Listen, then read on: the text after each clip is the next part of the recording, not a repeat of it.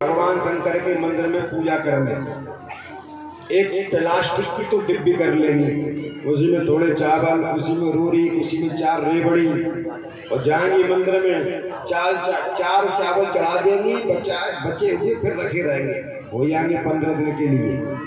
शिवालय में जाकर आप जो वस्तु शिवालय में लेकर गए हैं, परंतु जो सामग्री पूजा की है उसको वापस लेकर नहीं आना चाहिए। पुण्य से अधिक पाप लगता है, क्योंकि सामग्री जो बची है वो उस पर तो भगवान शंकर का अधिकार है। तो जितने भी पूजा सामग्री आप ले गई उतनी घर से लेकर जाओ, कुछ भगवान शिव को ही अर्पित कर दो। नवग ने कहा अपने पुत्र नाबाग से, बेटा शिव जी का उनको दे दो। नाबाग आए, भगवान शंकर को प्रणाम किया और कहा यह सब आपका ही है, आप ले जाइए। परंतु भगवान शंकर क्या बोले, तुम अपने पिता के भक्त हो, इसलिए यह सब तुम रख लो। संसार में जो माता पिता का भक्त होता है वो कभी निर्धन नहीं रह सकता। इसलिए क्या करना चाहिए, माता पिता की सेवा, कि माता पिता और गुरु की वाणी, माता पिता और गुरु की वाणी, माता पिता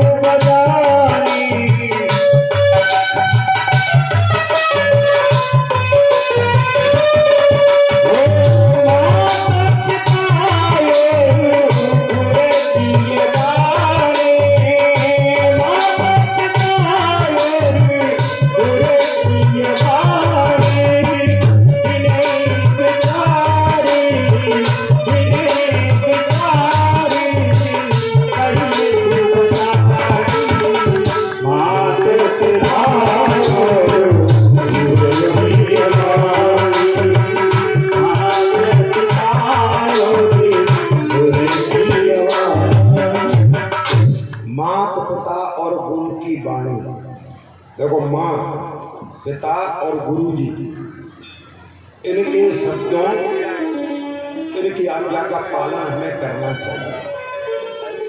जो संसार में माता पिता की आज्ञा का पालन करता है उसकी मुट्ठी में 4 पदार्थ हैं। 4 पदार्थ कर्तव्यता के प्रिय पित मात प्राण समझ जाते, अर्थ धर्म काम और मोक्ष, ये 4 पदार्थ हैं।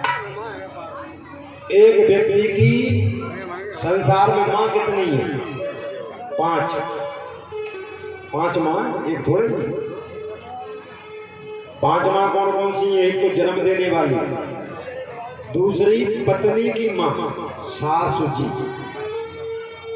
दामाद को कभी भी अपने सास से पैर का स्पर्श नहीं करवाना चाहिए। अब कहो मंडप के नीचे पैर पूजे, अरे मंडप के नीचे तो दूल्हा जब आता है उस समय भगवान विष्णु का स्वरूप माना जाता है, कोई भी पैर पूज सकता है। परंतु विवाह के बाद सास से कभी पैर का स्पर्श न करा, क्योंकि शास्त्र कहता है जन्म देने वाली माँ, पत्नी की माँ, मित्र की माँ, गुरु जी की पत्नी और संसार में शिक्षा देने वाला उनकी पत्नी, ये 5 माँ हैं। कितनी माँ है, 5। और मैया ने की 5 माँ यही है। परंतु घर घर में अब क्या मिलेगा, सास बहू की लड़ाई, ये तो घर घर में मिलेगी। खटपट सास बहू में होती रहती है। कारण क्या है, जब खुद का बेटा और बहू को उसके मायके ले जाए महीने में 4 बार, तो सास जो बेटे की माँ है, बहू की सास क्या बोलेगी? अरे देखो, जब मन होता है तभी चल जाती है। और जब दामाद बेटी को लेकर न आवे तब क्या कहेंगे? दामाद तो हमें बहुत घरों में रहो, बिल्कुल भाई मोड़िए तो बिल्कुल यहाँ लाभती नहीं। और दामाद को कोसेंगे, बहू कहूँ जाए मायके तो बार बार कहेंगे रोज चल देती है, रोज चल देती है। तो ये सास बहू की लड़ाई आपस में खटपट घर में बनी रहती है। बल्कि बहू को सास, जैसे अपनी माँ वैसी हमारी सास, और सास को भी बहू अपनी बेटी की तरह समझे तो घर घर में सास बहू का झगड़ा बंद हो जाएगा। एक बार की बात है, एक फौजी साहब थे। फौजी साहब की शादी हो गई और 2 बच्चे हो गए। जब फौजी साहब जाते थे ड्यूटी, उस समय बहू क्या करती थी? अपने सास ससुर को तो दे खाने को हल्का, अपने दोनों बच्चों को दे अच्छा। तो जब फौजी आए छुट्टियां पड़ने पर, तो अब माँ ने कहा बेटा ये बहू बड़ी खराब है, इन बच्चों को तो अच्छा देती खाने को और हमें खाने के लिए बहुत हल्का। लड़का बोला चिंता ना करो माँ, जब हम जाएंगे ड्यूटी उस समय हम बहू को समझा के जाएंगे, किसी प्रकार का हरकत दोष नहीं करेंगे। लड़का चल दिया ड्यूटी के लिए, पत्नी को बुलाया, देख जो इन बच्चों को खिलाएगी, जैसे इन बच्चों को रखेगी और वैसे ही हमारे माता पिता को, बिल्कुल फर्क नहीं हो जाए, अगली बार आएंगे तो समझ लेना। पत्नी बोली ठीक है चिंता ना करो, किसी प्रकार का भेदभाव नहीं होगा, जैसा बच्चों के साथ वैसा सास ससुर के साथ। लड़का चला गया। अब महीना आया जुलाई का। जुलाई के महीने में क्या होता है? स्कूल खुलते हैं। स्कूल खुलते हैं तो बच्चों के नाम लिखे जाते हैं। तो बहू ने दोनों बच्चों के नाम लिखवाए, स्कूल में एडमिशन करवाया। अब याद आया पतिदेव कह रहे थे जैसा बच्चों के साथ वैसा ही सास ससुर के संग, तो सास ससुर को एडमिशन करवा दो स्कूल में कि देख रहेगा यार। अब जुलाई के बाद कौन सा महीना आता है? अगस्त का। और अगस्त में क्या पड़ता है? 15 अगस्त। जब 15 अगस्त पड़ती है तो स्कूल से क्या खबर आती है? देखो 15 अगस्त मन रही है, ध्वजारोहण हो रहा है।